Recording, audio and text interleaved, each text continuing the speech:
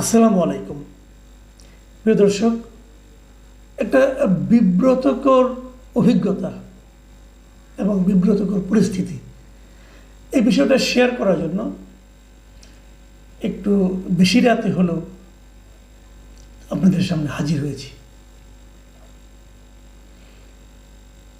আপনারা জানেন, দুদিন আগে প্রফেসর ডক্টর নাজমুল হাসান কলিমুল্লাহকে গ্রেপ্তার করা হয়েছে। সেই গ্রেপ্তারের বিষয়টা নিয়ে আমি একটা কন্টেন্ট করেছি। এরপর সিনিয়র সাংবাদিক এবং কলামিস্ট জনাব আনিস আলমগীরকে নিয়ে ওনার সঙ্গে আমার একটা আলাপ চাইতে ছিল। আমার অন্য মঞ্চ যে চ্যানেলটা আছে সেখানে আমরা ইন্টারভিউ করি, সেখানে ওনারা ইন্টারভিউ করেছিলাম। সেখানেও কথা প্রসঙ্গে উনি এই কলিমুল্লাহ সাহেবের গ্রেপ্তারের প্রসঙ্গটা এনেছেন এবং উনি বলেছেন অনেকে নাকি ওনাকে নানাভাবে থ্রেট করছে, বলছে যে ওনাকে গ্রেপ্তার করা হয়েছে, এখন আপনাদের পালা।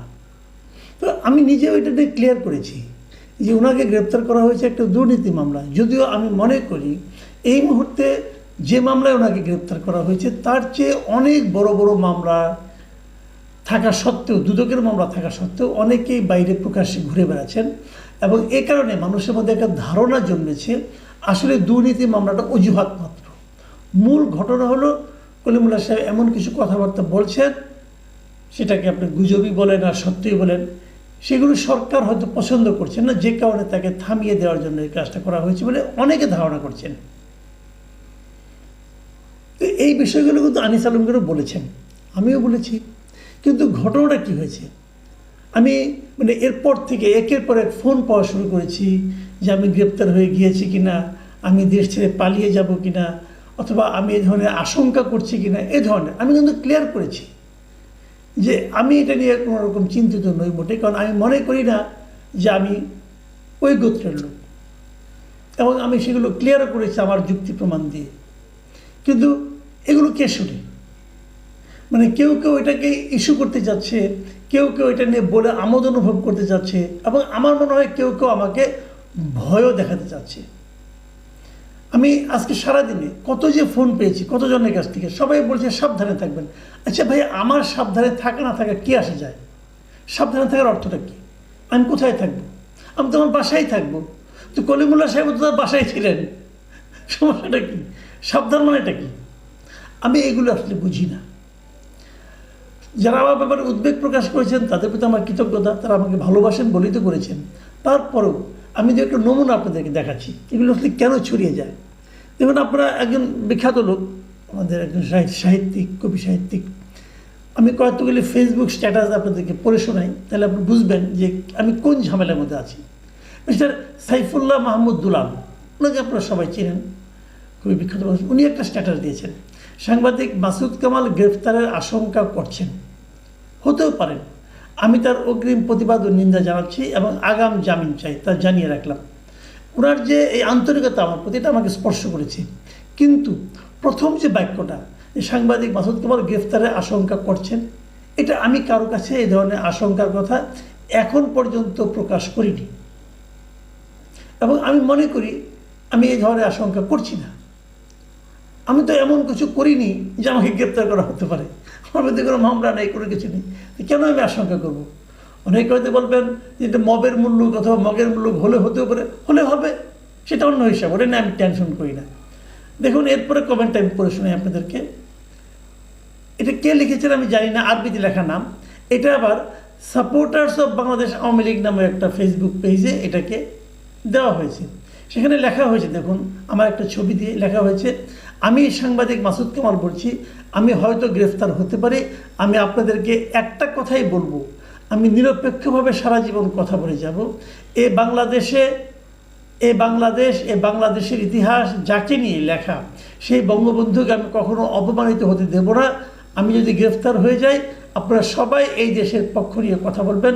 এই বাংলাদেশ আমার, আপনার সবার, অন্যায়ের কাছে কখনো মাথা নত করিনি। এই যে কথাগুলি লেখা হয়েছে না, কথাগুলি ঠিকই আছে, কিন্তু এই কথাগুলি ঠিকই আছে। আমি যদি কখনো স্ট্যাটাস দেই অথবা পোস্ট করি হয়তো এরকমই হবে, কিন্তু আমার কথাটা হলো এটা তো আমি লিখিনি।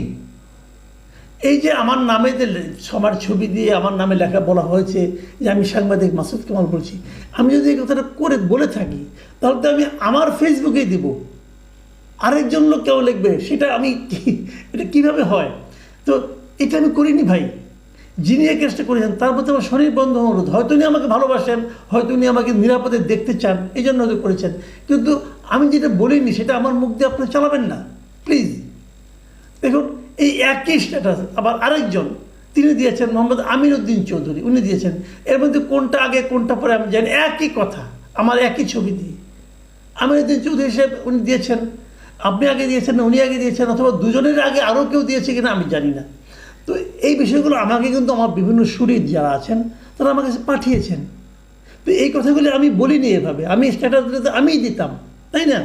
দেখুন আরও আছে, কালের কণ্ঠে একটা ফটোকার্ড বানিয়েছে, কলিমুল্লাহ সাহেব কট, এবার আপনার পালা কামাল ভাই, যেটা আবার ইনভার্টেড কমার মধ্যে আছে।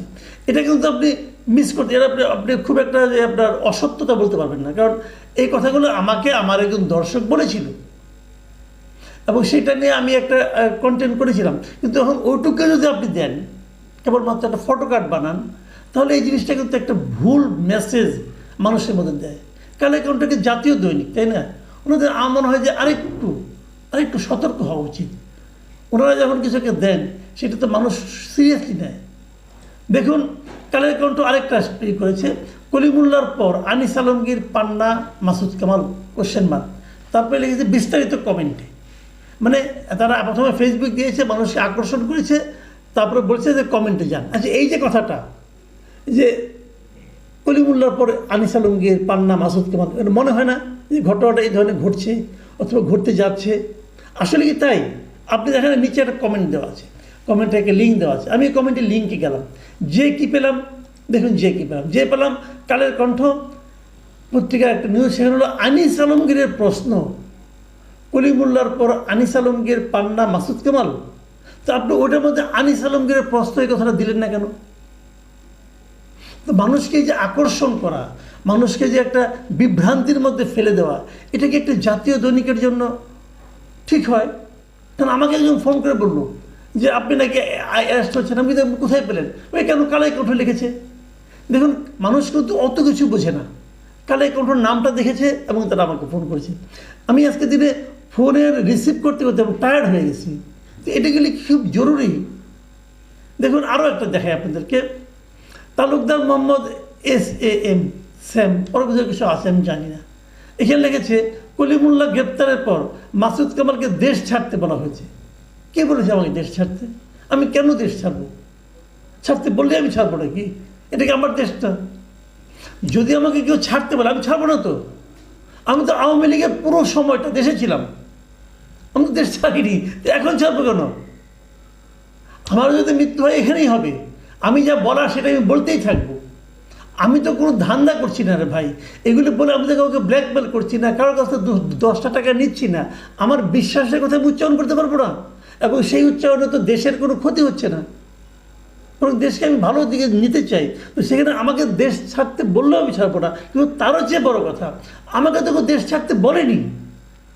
আপনি এটা কোথায় পেলেন তালুকদার সাহেব? এগুলি কিন্তু আসলে মানে ইনফরমেশন না, এগুলি মানুষকে বিভ্রান্ত করে, মানুষকে আতঙ্কিত করে তোলে। আমার তো আত্মীয় স্বজন আছে না, বন্ধু বান্ধব আছে, তারা তো আতঙ্কিত হয়ে যাচ্ছে। কেন? আমি সোশ্যাল মিডিয়াকে কিন্তু ভালো মনে করি, কিন্তু সোশ্যাল মিডিয়ায় এই ধরনের মানে যে ঘটনা ঘটেনি সেই প্রচারটা আমি চাই না। দেখুন আরেকজন কী লিখেছে, MD নজরুল ইসলাম, কলিমুল্লাহ স্যারের গ্রেফতারের পর মাসুদ কামাল ভাইকে দেশ ছাড়তে বলা হয়েছে, ইউনুস পালাবে, আপনি কেন দেশ ছাড়বেন? এই দেশ ও দেশের মাটি আপনার, আপনার জন্য আওয়াজ ক্লিয়ার, পাশে আছি। দেখুন আমার জন্য আওয়াজ ক্লিয়ার, আপনারা পাশে আছেন, এটা অবশ্যই আমার জন্য একটা বাড়তি শক্তি যোগাবে। কিন্তু আগের যে তথ্যটুকু যে আমাকে দেশ ছাড়তে বলা হয়েছে, এটা আপনাকে কে বললো? কোথাও না কোথাও আপনি পেয়েছেন, আপনি তো বানায় বানায় লেখেন নাই, আপনি কোথাও না কোথাও পেয়েছেন। আমি আপনাদের সবাইকে অনুরোধ করব, যে কোনো জায়গায় কিছু একটা পেলেই ওটা নিয়ে কিন্তু উত্তেজিত হয়ে নিজে কোনো দায়িত্ব নিয়ে নেবেন না। অনেকে কিন্তু অনেক সময় হয় কি জানেন, মানুষের ক্ষতি করার জন্য এগুলি করে। সোশ্যাল মিডিয়া অবশ্যই গুরুত্বপূর্ণ, সোশ্যাল মিডিয়ায় অনেক কথা বলা হয় যা নাকি আমাদের প্রচলিত মিডিয়ায় বলা হয় না। সেই দিক দিয়ে সোশ্যাল মিডিয়া আমি আমি এনকারেজ করি। আমি নিজেও সোশ্যাল মিডিয়ার একজন রেগুলার একজন কন্টেন্ট ক্রিয়েটর, আমি সবই মানি। কিন্তু তারপরে আমি বলবো, যদি আমার সম্বন্ধে কিছু বলা হয় সেটা আপনারা একটু যাচাই করে নেবেন। যদি অন্য একজন ব্যক্তির সম্পর্কে কিছু বলা হয় যাচাই করে নেবেন, ক্রস চেক করতে হবে। তাহলে তো আপনি মনে করেন, আমি বললাম তো এটা আমার যারা আত্মীয় স্বজন আছে, আমার যারা খুব ঘনিষ্ঠ, যারা আমাকে ভালোবাসেন, তারা তো এটা দেখলে পরে আতঙ্কিত হবে, এবং সে আতঙ্কের কিছু রেশ কিন্তু আমি পাচ্ছি। দেখুন আরেকটা ইম্প্রেশন, আর পড়বো না, অনেক অনেক আছে ভাই, আমি কয়টা পড়বো, এটি শেষ, আমি আর পড়বো না, আর পড়তে চাই না। এমবি কানিজ লিখেছেন, জনাব মাসুদ কামাল, শ্রদ্ধেয় গোলাম মৌলা রনি, জনাব ফজলু সাহেব মুক্তিযুদ্ধের পক্ষে কথা বলে, তাই কি ওনাদের দেশত্যাগ করানোর পরিকল্পনা হচ্ছে? কলিমুল্লাহ স্যারের গ্রেফতারের পর মাসুদ কামাল ভাইকে দেশ ছাড়তে বলা হয়েছে, তাহলে বাকিদের নিয়েও পরিকল্পনার নীল নকশা আঁকছে। সবাই প্রতিবাদ করুন, আমরা আপনাদের পাশে আছি। মুক্তিযুদ্ধের প্রশ্নে আপোষ নেই, আওয়াজ তুলেন।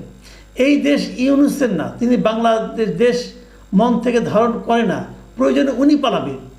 মা মাটি মোহনা আপনাদের ছাড়বে না, এই দেশ আপনাদের, কেবলই আপনাদের। বাক স্বাধীনতা টুট টুট করে দিচ্ছে দেখি। যাক, উনি লিখেছেন, আমার কিন্তু একই কথা বারবার, যে ভাই আমাকে নিয়ে কোনো পরিকল্পনা হচ্ছে কিনা এটা আমি বলতে পারবো না। আপনি পরিকল্পনার কথা বলেছেন, এটা আমি জানি না, এটা আমি বলতে পারবো যে আমি জানি না, তা আমি কী করে বলবো। কিন্তু দেশ ছাড়তে বলা হয়নি আমাকে, একদমই বলা হয়নি। অন্য কাউকে নীল নকশা আটা হচ্ছে কিনা তাও আমি বলতে পারবো না। কাজে আমার কথা হলো কি, এমন কিছু বলবেন না যাতে নাকি মানুষ আতঙ্কিত হয়ে যায়, প্লিজ। আরেকটা কথা বলি ভাই, আমাকে দেশ ছাড়তে বলা হোক, গ্রেফতার করতে বলা হোক, কিন্তু সবই হতে পারে, অনেকের জন্য হতে পারে, নাও হতে পারে, আমি জানি না। কিন্তু আমার কথাটা আমি বলে যাব, আপনারা যদি আমার ভালো চান, আপনারা যদি আমাকে ভালোবাসেন অথবা আমার জন্য কিছু করতে চান, একটাই অনুরোধ, আমার জন্য দোয়া করেন। আল্লাহ যদি আমাকে বাঁচাতে চায়, কেউ আমাকে মারতে পারবে না। আল্লাহ যদি আমাকে ভালো রাখতে চায়, কেউ আমাকে ডিস্টার্ব করতে পারবে না। আমি আল্লাহর উপর ভরসা রাখি। আল্লাহ হাফিজ।